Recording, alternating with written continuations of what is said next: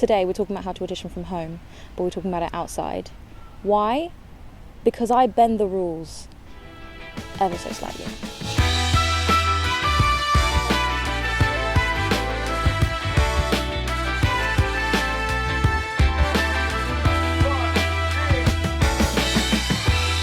Alright, so you took all of the notes from last week's video, which is great news, and then you filmed your self-tape. It was wonderful, so wonderful that they said they want to audition you on Zoom, our favourite place to be in quarantine. We love it, we truly, truly do.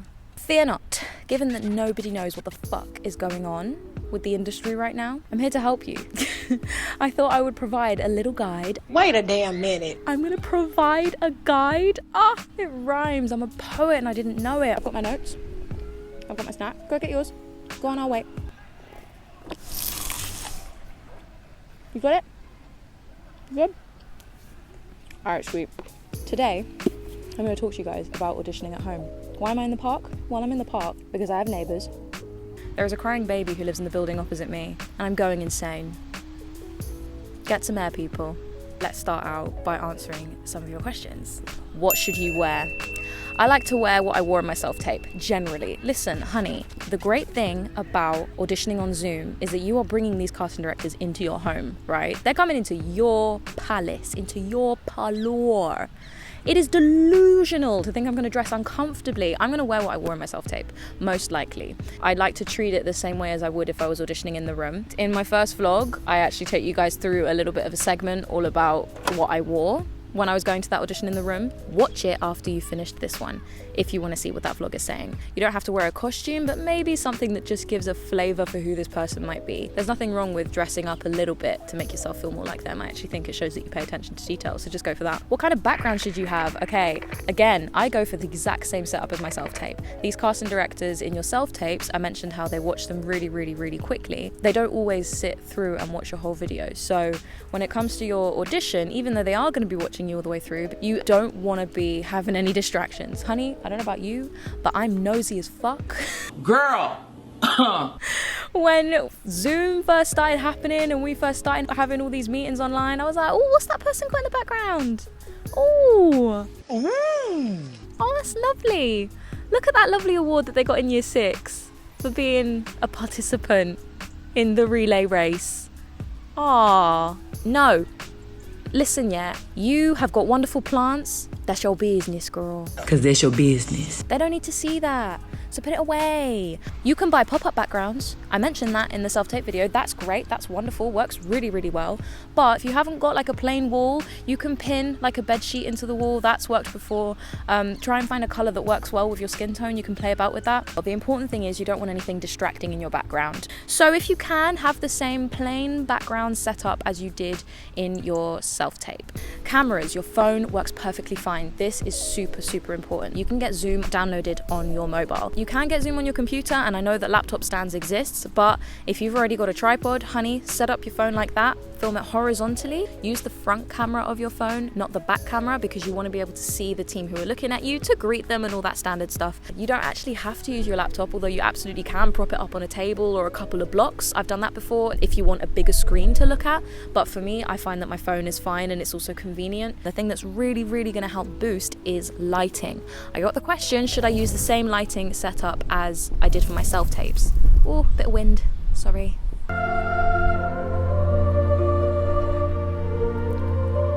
Yes, go for it, absolutely. This is just the cleanest setup. If you're able to get the softbox lights that I mentioned in my last video, go ahead and use that, but if you have to use natural light, that's absolutely fine too. Just make sure that you're moving back a little bit further away from the window so nothing is glaring on your skin. I watched Idris Elba do some online auditions on Instagram Live recently. He did it like through a company. It was really cool. He was just randomly picking out some actors to come and show him some speeches and give them advice. It was totally amazing, and I will link it down below if it's still available. One thing that I noticed about a couple of people who came on, their speeches were great, but because they were by the window, it was just sun just glaring on them, so he couldn't see, and it's hard to give feedback if you can't be seen properly. That's why I recommend the studio lights, because you can then take them into any room, whether there is great lighting in there or not. It's a guaranteed way of getting that really clean lighting that we want. When I started using the softbox light setups and I set up my audition in exactly the same place as I did my self-tape, casting directors really noticed, and not only that, they complimented me on how clean and clear my setup was. If you've got really good lighting, lighting, it can make a huge difference to a camera quality that might not be so great. Even if you're filming on your dusty Nokia from like back in the day, dusty phone, as dusty as my Google Pixel 3, the fact that I had good lighting meant it made the image way crisper, and that's what is super important. So I got asked a question a couple weeks ago, where should you look when you're doing your audition on Zoom? I like to look at the person who I am reading the script with. That's usually the cast and director themselves. I always turn off my self view because I just hate looking at myself on Zoom, because I'll be like, yeah, I'm really listening. Yeah, no, 100%. Yeah. Where do I look? Do I look into the pits of hell? What's going on? So I turn off my self view. Sometimes if you're having this meeting on Zoom, the cast and directors won't be the only one who are actually in the meeting with you. There will also probably be the director and the writer, for example. You can ask that people turn off their cameras. I've done that. It was fine. Hell, people offered, but they said, we're going to turn off our cameras so that you're not just having random people stare at you, and you can just look at me and I'll be reading with you. So it will be a setup of 4, for example. I will just look at the cast and director once everyone else has turned off their cameras. There is a feature on Zoom where you can hide non-video participants. If you turn this on, then automatically anyone who switches off their camera will also disappear from your screen. They're still in the chat, they're still watching, still listening. I always feel like somebody watching me, because they are, but they won't be visible. So if you feel a bit overwhelmed about all of these people just like staring at you, you can turn off non-video participants, and also you can hide your self view so that the only person you're looking at on screen is the casting director, and that's the person that you read with. Microphone. Do you need a microphone? In all honesty, no.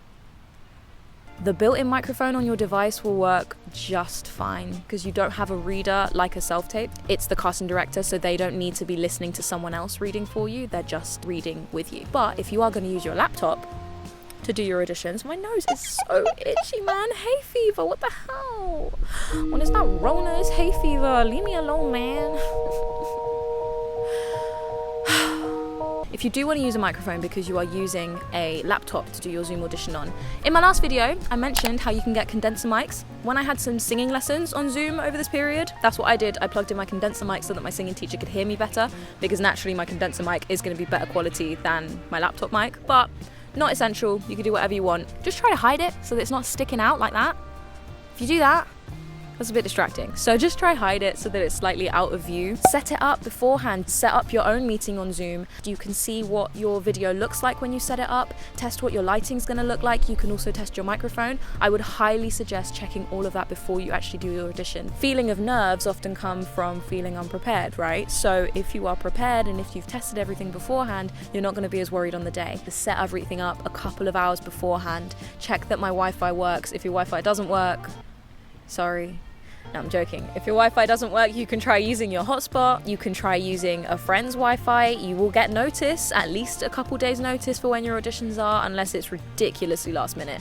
And if it is, honey, ask for more time. A lot of these projects are not happening for a good few months. If you need to ask for a little bit more time to prep for your audition, ask. You know, a lot of people frown upon the fact that actors have to reschedule auditions, but you know what, actors have lives too. So if you need a bit longer to prep for an audition, I don't see anything wrong with that. Most of the time when I've asked, people have been willing to be flexible. In terms of if I sit or stand, I usually sit down and adjust my tripod to the height of me needing to sit down, but it depends on the scene. If I feel like the scene needs me to stand up, then I will stand up and I will do that. Do I chat first before I actually do the audition? Absolutely. I will have a chat with the casting directors. Let's not pretend that this is a normal way of auditioning, or a way that we are used to, at least. This is completely new. Auditioning online is done very rarely. The only time that I'd heard of it being done before is if you lived overseas to where the actual project was taking place. This is a really, really strange time for everyone, and it can be quite stressful. So chat beforehand.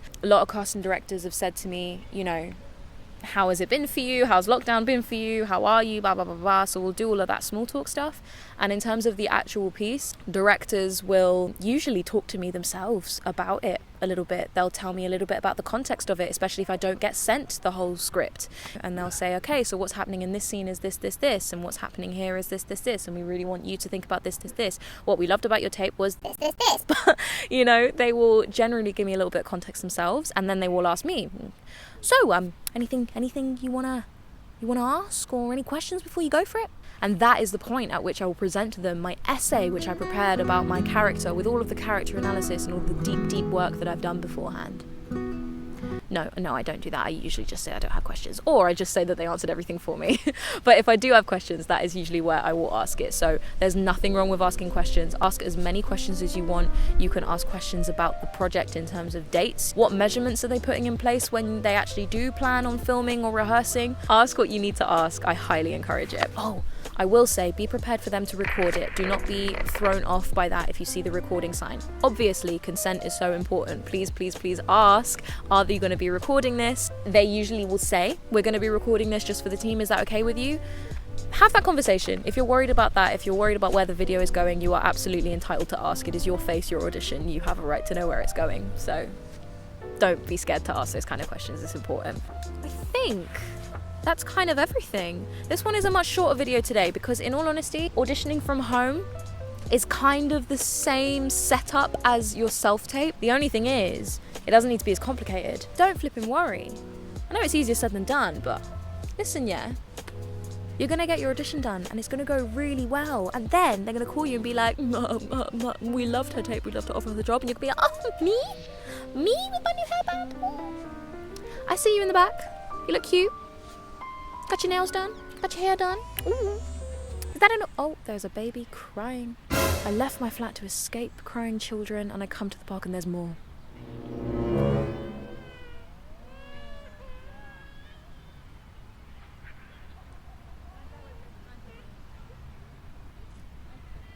I'm fuming, mate. My camera's died and I'm trying to stretch out the battery pack before it dies again. Okay, like and subscribe, and thank you for watching this video. I hope you all book the jobs and you do really great. Okay, I love you all. Bye. Oh, it's actually doing pretty well. Like 20 seconds in. Oh.